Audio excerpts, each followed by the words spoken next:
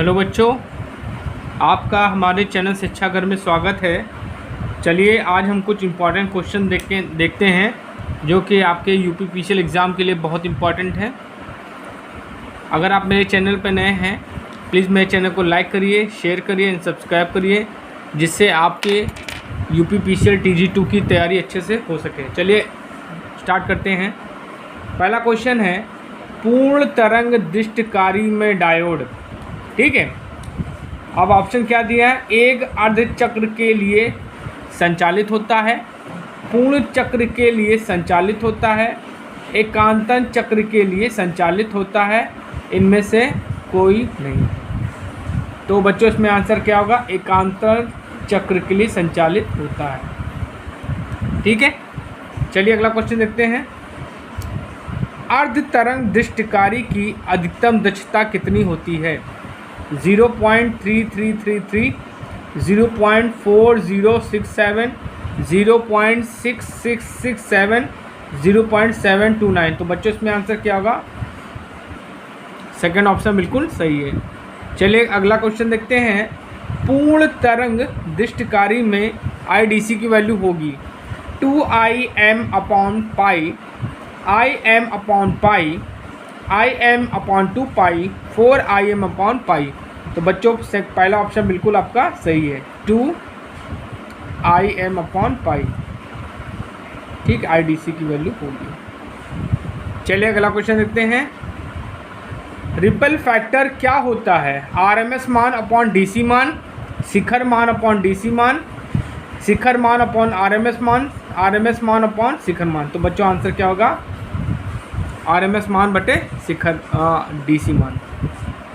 चलिए अगला क्वेश्चन देखते हैं। ब्रिज दृष्टिकारी के मामले में चरम व्युत्क्रम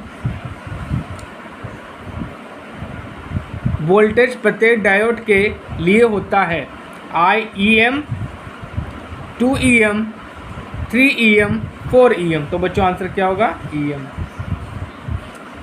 चलिए अगला क्वेश्चन देखते हैं, बहुत इंपॉर्टेंट क्वेश्चन है ये। पूर्ण तरंग दृष्टिकारी में ऊर्मिका गुणक क्या होता है? ऊर्मिका गुणांक क्या होता है? 1.21, 0.5, 0.48, 1। तो बच्चों आंसर क्या होगा? 0.48।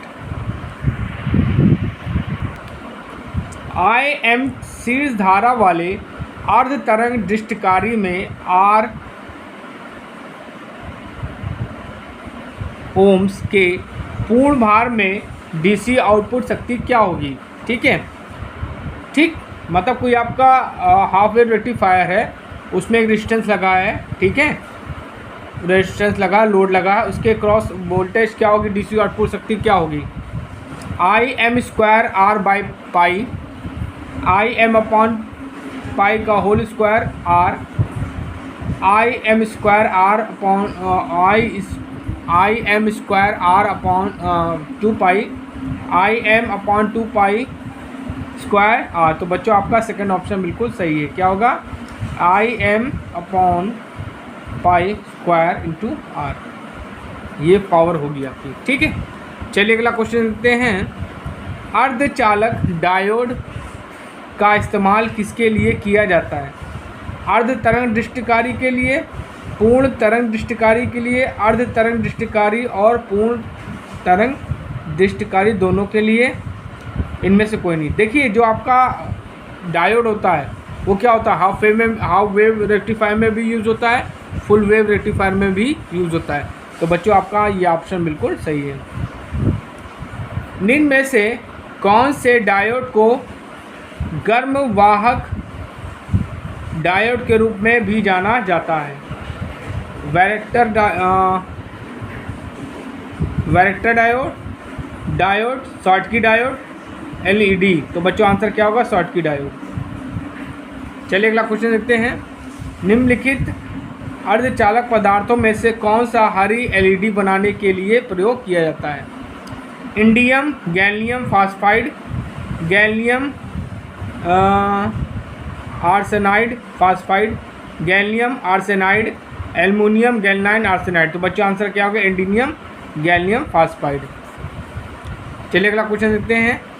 निम्नलिखित विद्युत बल्बों में से कौन सा गैर रैखिक विद्युत धारा विशेषताओं का प्रदर्शन करता है? प्रतिरोधक करता है, प्रेरक करता है, डायोड करता है और संधारित्र करता है। तो बच्चों इसमें आंसर क्या होगा आपका? डायोड। एक क्रिस्टल डायोड की किस विशेषता का उपयोग सुधार के लिए होता है? विपरीत निर्धारित नहीं किया जा सकता है, अग्र या विपरीत अग्र। तो बच्चों आंसर क्या होगा? अग्र।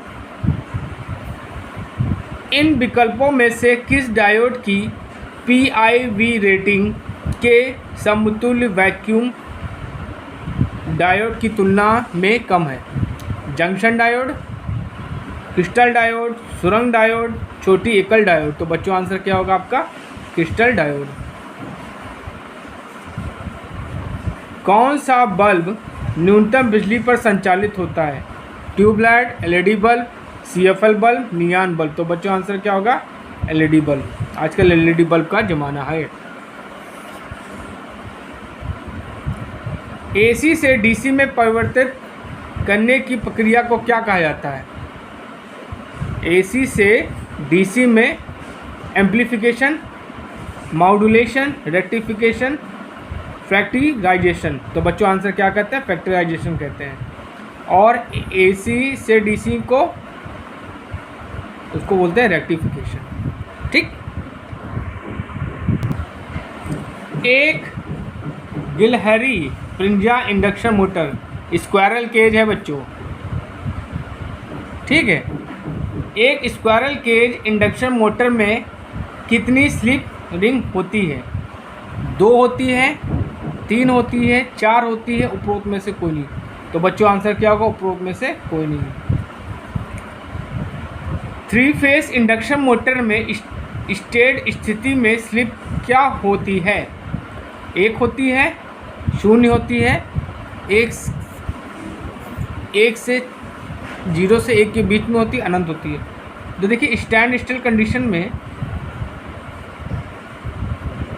स्टैंड स्टिल में एस की वैल्यू क्या होगी? 1 होगी। चलिए अगला क्वेश्चन देखते हैं। 50 हर्ट्ज सप्लाई तथा 50% स्लिप पर रोटर फ्रीक्वेंसी क्या होगी? 2 हर्ट्ज होगी, 2.5 हर्ट्ज होगी, 3 हर्ट्ज होगी, 10 हर्ट्ज होगी। तो देखिए FR इज इक्वल टू क्या आता है? S इंटू F होता है। ठीक है। F आपकी कितनी दी है? 50 और ये 5% दी है स्लिप, तो 5/100 कर लीजिए आप। तो ये कैंसिल हो गया। तो कितना है? 25/10। तो ये आएगा आपका 2.5 हर्ट्ज। तो कितना आ जाएगा आपका? 2.5 हर्ट्ज। 2.5 हर्ट्ज आपका सही आंसर है।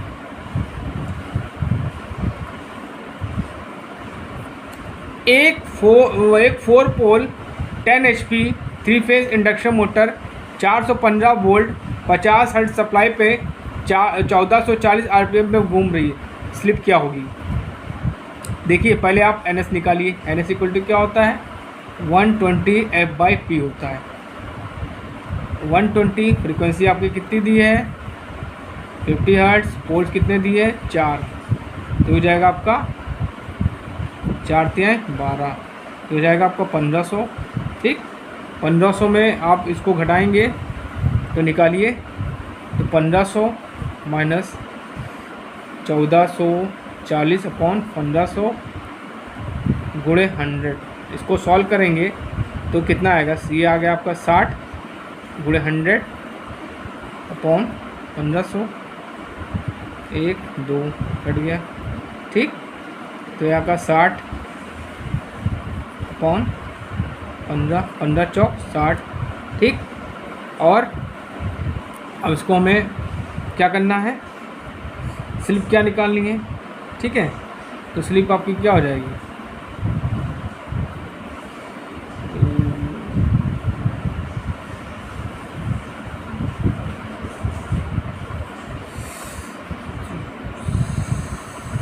बच्चों यहाँ पे हमने ये 5% में निकाल दी है। ठीक है। लेकिन इन्होंने परसेंट की बात नहीं की है, तो इसको आप क्या करो? 100 से डिवाइड कर दो। तो 4/100 कर दोगे तो क्या आ जाएगा 0.04। तो आपका आंसर क्या आ जाएगा 0.04। ये आपका स्लिप की वैल्यू हो गई। ठीक है, समझ में आया। स्टार्टिंग के समय रोटर आवृत्ति क्या होगी? सप्लाई वोल्टेज सप्लाई आवृत्ति से कम होगी, ठीक है, सप्लाई आवृत्ति के बराबर होगी, सप्लाई आवृत्ति से अधिक होगी, उपरोक्त में से कोई नहीं। देखिए FR इज इक्वल टू क्या होता है, SF होता है, ठीक। और स्टार्टिंग के कंडीशन में स्लिप की वैल्यू क्या होती है बच्चों, 1 होती है। तो यहाँ पे वैल्यू रख देंगे तो FR इक्वल टू क्या हो जाएगा, F हो जाएगा। मतलब रोटर की जो फ्रिक्वेंसी है स्टेटर फ्रिक्वेंसी के बराबर हो जाएगी। तो इस हिसाब से आपका सेकंड ऑप्शन आपका बिल्कुल सही है, बराबर हो जाएगी। चलिए अगला क्वेश्चन देखते हैं। निम्न में से कौन सी ब्रेकिंग एक मोटर के लिए उपयुक्त है, उपयुक्त नहीं है? Plugging braking, mechanical braking, regenerative braking, rheostatic braking. तो बच्चों आंसर क्या होगा, मैकेनिकल ब्रेकिंग। चलिए अगला क्वेश्चन देखते हैं। स्टार डेल्टा स्टार्टर संयोजित 3 फेज मोटर को प्रारंभ के समय कितनी मिलने वाली वोल्टेज आपूर्ति होगी? 100% होगी, 57% होगी, 50% होगी और 43% होगी। तो बच्चों आंसर क्या होगा, ये 57% होगी। क्या होगी, 57% होगी।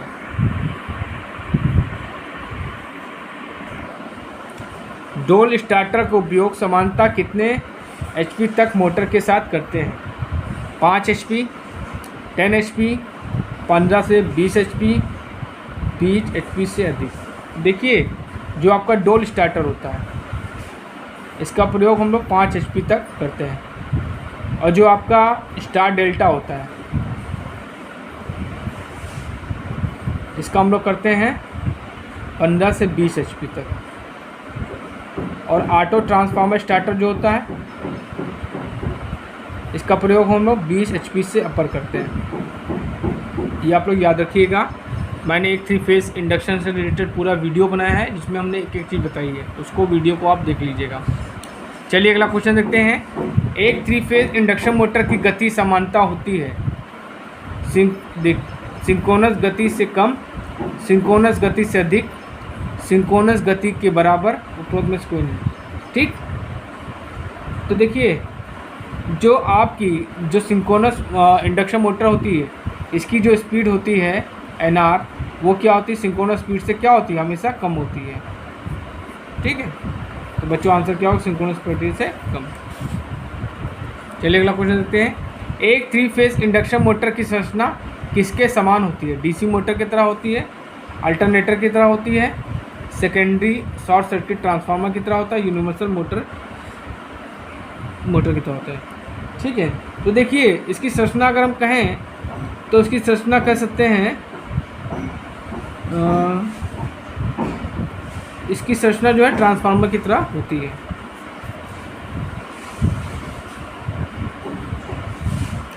चलिए अगला क्वेश्चन देखते हैं। एक स्क्वायरल केज इंडक्शन मोटर में रोटर बार को तिरछा रखने का क्या कारण है? ठीक है, स्टार्टिंग टॉर्क में वृद्धि होती है, स्टार्टिंग टॉर्क में कमी होती है, रोटर फ्रिक्वेंसी में वृद्धि होती है, और उपरोक्त में से कोई नहीं। तो बच्चों आंसर क्या होगा, स्टार्टिंग टॉर्क में वृद्धि होती है।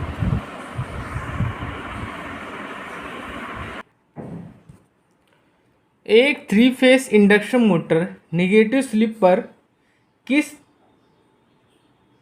तरह कार्य करती है? इंडक्शन मोटर की तरह, इंडक्शन जनरेटर की तरह, सिंक्रोनस मोटर की तरह, सिंक्रोनस जनरेटर की तरह। तो बच्चों क्या होगा, इंडक्शन जनरेटर की तरह ये वर्क करेगी। चलिए अगला क्वेश्चन देखते हैं। कॉगिंग किससे रिलेटेड है? सिंक्रोनस मोटर से, स्लिप रिंग इंडक्शन मोटर से, ट्रांसफार्मर से, अल्टरनेटर से। तो बच्चों आंसर क्या होगा, स्लिप रिंग इंडक्शन मोटर से। निम्न में से सेल्फ स्टार्ट है? Alternator, induction motor, transformer, synchronous motor. तो बच्चों इसमें आंसर क्या होगा, इंडक्शन मोटर।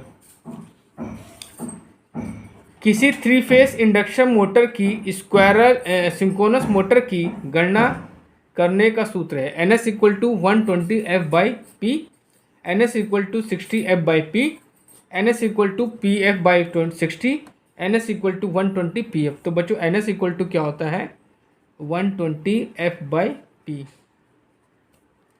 ठीक है। किसी इंडक्शन मोटर का टॉर्क किसके समानुपाती होता है? रोटर फ्लक्स के, रोटर करंट के और रोटर पावर फैक्टर के। रोटर गति, फ्रिक्शन स्लिप रोटर के, रोटर करंट, समकालिक गति और रोटर का power factor, rotor frequency, rotor का फ्लक्स और घर्षण स्लिप। तो देखिए जो टार्क होता है वो क्या होता है, ये होता है आपका फाई और रोटर करंट I2 और कॉस फाई आर के डायरेक्टली प्रोपोर्शनल होता है। तो आपका पहला ऑप्शन बिल्कुल सही है। किसी स्लिप रिंग इंडक्शन मोटर को ऑपरेट करने के लिए निम्न में से किस स्टार्टर का प्रयोग किया जाता है? डोल स्टार्टर करते हैं, स्टार डेल्टा स्टार्टर करते हैं, रोटर रेजिस्टेंस स्टार्टर करते हैं, ऑटो ट्रांसफार्मर स्टार्टर करते हैं। तो बच्चों आंसर क्या होगा रोटर रेजिस्टेंस स्टार्टर। एक 3 फेस इंडक्शन मोटर के रोटर को शॉर्ट कर दें तो क्या होगा? रोटर नहीं चलेगा, रोटर धीमा चलेगा, रोटर तेज चलेगा, रोटर चलेगा। तो बच्चों आंसर क्या होगा रोटर चलेगा। एक मोटर की पूर्ण भार रेटिंग से अधिक भार बढ़ाने पर स्लिप क्या होगी? बढ़ेगी, घटेगी, अपरिवर्तित रहेगी, नन रहेगी। तो बच्चों आंसर क्या होगा बढ़ेगी। जब रोटर खुले परिपथ में हो और स्टेटर में सप्लाई दे तो क्या होगा? स्लिप रिंग मोटर शुरू होगी या बिना रुके चलेगी? स्लिप रिंग मोटर कम गति से चलेगी, स्लिप रिंग मोटर शुरू होगी पर चलेगी नहीं, स्लिप रिंग मोटर शुरू नहीं होगी। तो बच्चों क्या होगा स्लिप रिंग मोटर शुरू नहीं होगी। जब एक स्लिप रिंग इंडक्शन मोटर शुरू की जाती है तो शुरुआत में उसके रोटर में इंड्यूस ईएमएफ होगा? शून्य होगा, न्यूनतम होगा, अधिकतम होगा, नन होगा। तो क्या होगा अधिकतम होगा। एक प्रेरण मोटर की गति में वृद्धि होगी यदि स्टेटर आवृत्ति में कमी की जाए, स्टेटर आवृत्ति में वृद्धि की जाए, स्टेटर आवृत्ति में वृद्धि हो, रोटर आवृत्ति में स्थिर हो। तो स्टेटर आवृत्ति में वृद्धि की जाए। एक प्रेरण मोटर को ट्रांसफॉर्मेशन रेशियो कौन सा परीक्षण देता है? केवल ओपन सर्किट परीक्षण देता है, केवल शॉर्ट सर्किट परीक्षण देता है, स्टेटर प्रतिरोध परीक्षण देता है, उपरोक्त में से कोई नहीं। तो बच्चों आंसर क्या होगा केवल शॉर्ट सर्किट परीक्षण देता है। ब्लॉक रोटर टेस्ट में स्लिप कितनी होगी? शून्य होगी, इकाई होगी, इकाई से कम होगी, इकाई से अधिक होगी। तो क्या होगी इकाई होगी। 3 फेस इंडक्शन मोटर में रोटर आवृत्ति किस पर निर्भर करती है? Supply frequency, supply voltage, slip, A and C both. तो इस पर भी डिपेंड करेगी और स्लिप पे भी डिपेंड करेगी। तो बच्चों आंसर क्या होगा ए और सी। चलिए अगला क्वेश्चन देखते हैं। Hunting in a synchronous motor takes place. मतलब हंटिंग कब होगी?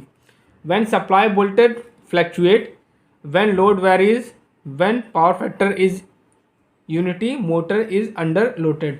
तो क्या होगा जब वो लोड वेरीज करेगा तो क्या होगा हंटिंग होगी। तो ये आपका सेकंड ऑप्शन बिल्कुल सही है। In which of the following motor the starter and rotor magnetic field rotate at the same speed. ठीक है, कह रहा है कि किस मोटर में क्या होगा रोटर मैग्नेटिक फील्ड और stator magnetic field same speed में रोटेट करते हैं? Universal motor, synchronous motor, induction motor, reluctance motor. तो बच्चों आंसर क्या होगा सिंक्रोनस मोटर। चलिए अगला क्वेश्चन देखते हैं। Synchronous motor are not self starting and self starting none. तो बच्चों आंसर क्या होगा नॉट सेल्फ स्टार्टिंग। चलिए अगला क्वेश्चन देखते हैं। A synchronous motor working at leading power factor can be used as voltage booster, phase advisor, noise generator, mechanical synchronization. ठीक है, तो क्या होगा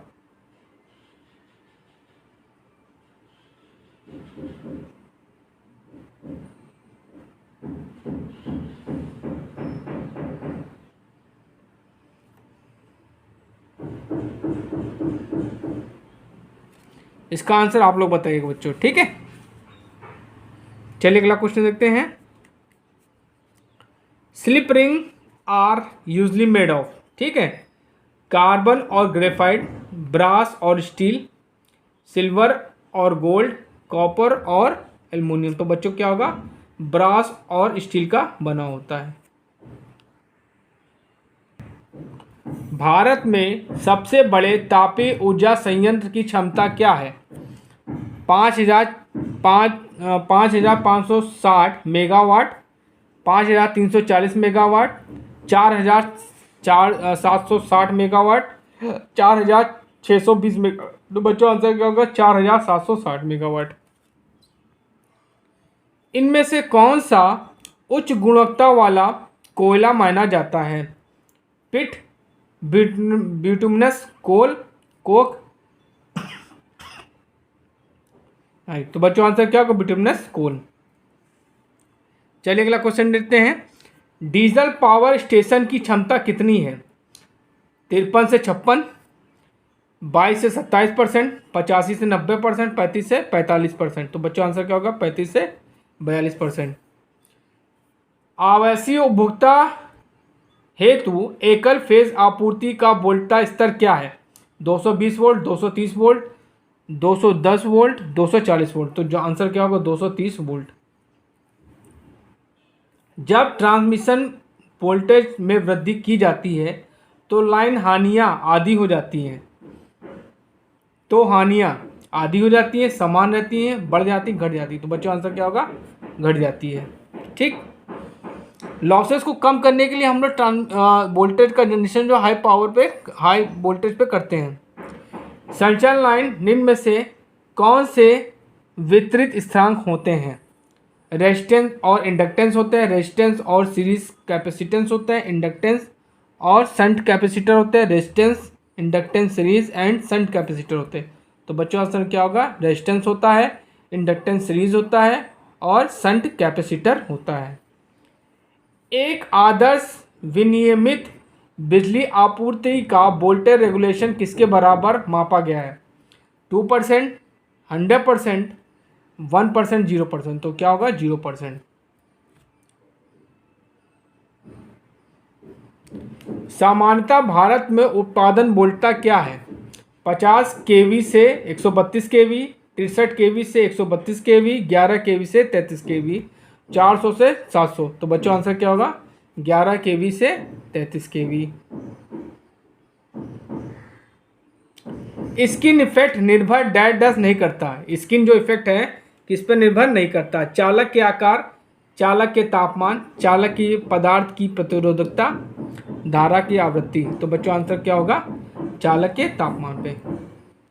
यदि संचालन लाइन 310 किलोमीटर है तो लाइन मानी जाएगी बड़ी, बहुत छोटी लाइन, दीर्घ लाइन, लघु लाइन, मध्यम लाइन। तो बच्चों आंसर क्या होगा, दीर्घ लाइन मानी जाएगी। द्वितीय संचालन लाइन में प्रयुक्त वोल्टता होती है 11 केवी, 23 केवी, 440 केवी, 33 केवी। तो क्या होगा, 33 केवी। कोरोना डैश डैश के दौरान अधिकतम होती है? ठंड में होती है, नमी युक्त मौसम में होती है, गर्मी में, ड्राई मौसम में। तो क्या होता है, नमी युक्त मौसम में ज़्यादा होती है कोरोना। ठीक है, डीसी संचालन लाइन में कोरोना हानि डैश डैश होती है, न्यूनतम होती है, अनंत होती है, उच्च होती है, अति उच्च होती है। तो क्या होती है, न्यूनतम होती है। दो पोल्स के बीच लगे कंडक्टर का झोल क्या होता है? WL² WL²/8T, WL²/2T, WL²/16T। बच्चों आंसर क्या होगा, जो झोल होता है, सैग होता है, वो क्या होता है, WL²/8T होता है। निम्नलिखित में से किस प्रकार के पोल का जीवन काल क्या होता है, अधिकतम होता है? लकड़ी के, कंक्रीट के, स्टील के, स्टील टावर के। तो बच्चों आंसर क्या होगा, स्टील टावर के। हाई टेंशन केबल का प्रयोग प्रायः डैश डैश तक किया जाता है? 11 केवी, 66 केवी, 33 केवी, 132 केवी। तो आंसर क्या होगा, 11 केवी। रिपल फैक्टर क्या होता है? RMS/DC, शिखर मान बटे DC, शिखर मान बटे RMS मान, RMS मान बटे शिखर मान। तो क्या होगा, RMS मान बटे DC। SCR किस प्रकार का स्विच है? DC स्विच है, स्क्वायर वेव स्विच है, एसी स्विच है, रेक्टेंगुलर वेव स्विच है, तो डीसी स्विच है। युक्ति का प्रयोग एससीआर के ट्रिगरिंग युक्ति में के रूप में किया जाता है, एससीएस, जीटीओ, यूजीटी और आईजीबीटी। ठीक है,